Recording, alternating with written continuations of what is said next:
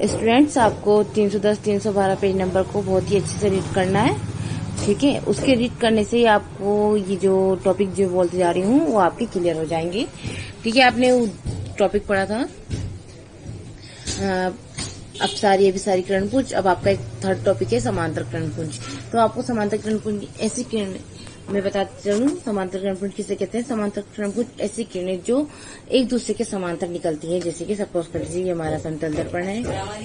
ठीक है, इस पर जो किरणें आ रही हैं बिल्कुल एक दूसरे के समांतर जा रही हैं। ठीक है, इसे कहते हैं समांतर किरणपुंज। ठीक है, अब दूसरा टॉपिक है हमारा पारदर्शी।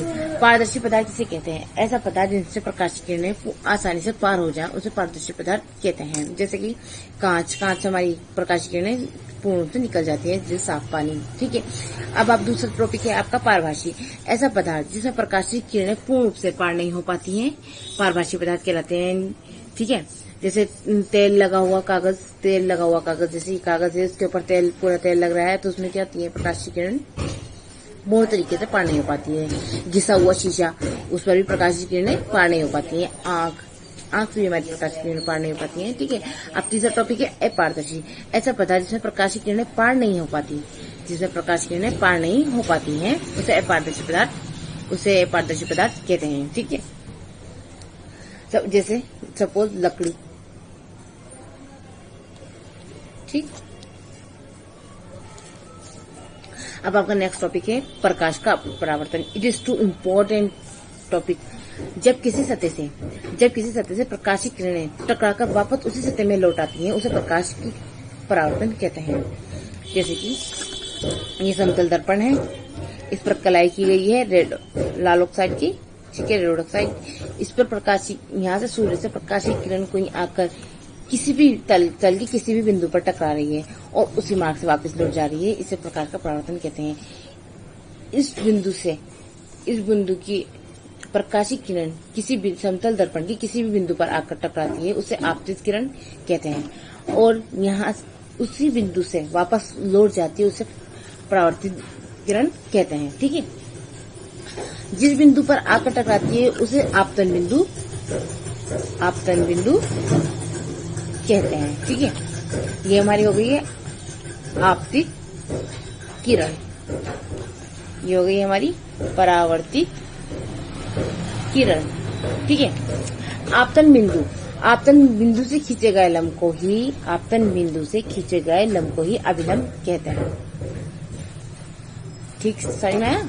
आपतन बिंदु किसी बिंदु पर भी आके टकरा सकती है, उसी यहीं से हमारा आपतन बिंदु स्टार्ट हो जाता है। ठीक है, आपतन बिंदु से खींचे गए लंब को ही अभिलंब कहते हैं। ठीक है, अभिलंब और आपतित किरण के बीच के कोण को आई से डिनोट करते हैं। अभिलंब और आपतित किरण के बीच के कोण को आई से डिनोट करते हैं, आपतन कोण कहते हैं।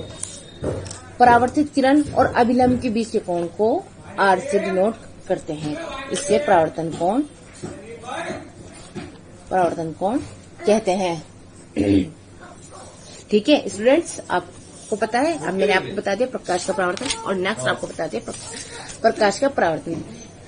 ठीक है, ये हमारा ध्यान रखिएगा, हमारा रेड ऑक्साइड आपको मैंने समझा दिया था, समतल दर्पण। ठीक है, अब आप इस फिगर को ध्यान से देखिए, ये हमारा समतल दर्पण है। इस समतल दर्पण पर हमने अप्लाई कर रखी है रेड ऑक्साइड। ठीक है, इस प्रकार सूर्य की किरण आ रही है यहाँ से। ठीक है, जो कि समतल की किसी बिंदु पर आकर पड़ती है। ठीक है, प्रकाशी किरण जब किसी बिंदु पर आकर पड़ती है उसे आपतित किरण कहते हैं, और उस बिंदु से वापस लौट जाती है उसे परावर्तित किरण कहते हैं।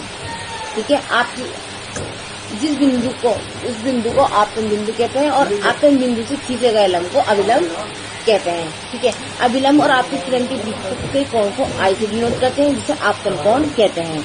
अभिलंब और परावर्तित किरण के बीच को आर से डिनोट करते हैं, जिसे परावर्तन कोण कहते हैं। ठीक है, अब इसकी कुछ डेफिनेशन यही मैंने लिखी है। आपतित किरण किसे कहते हैं, दर्पण की सतह पर पड़ने वाली किरण को आपतित किरण कहते हैं। आपतन बिंदु, दर्पण की जिस बिंदु पर आपतित किरण आकर पड़ती है आपतन बिंदु कहते हैं। अभिलंब, आपतन बिंदु से खींचे गए लंब को अभिलंब कहते हैं।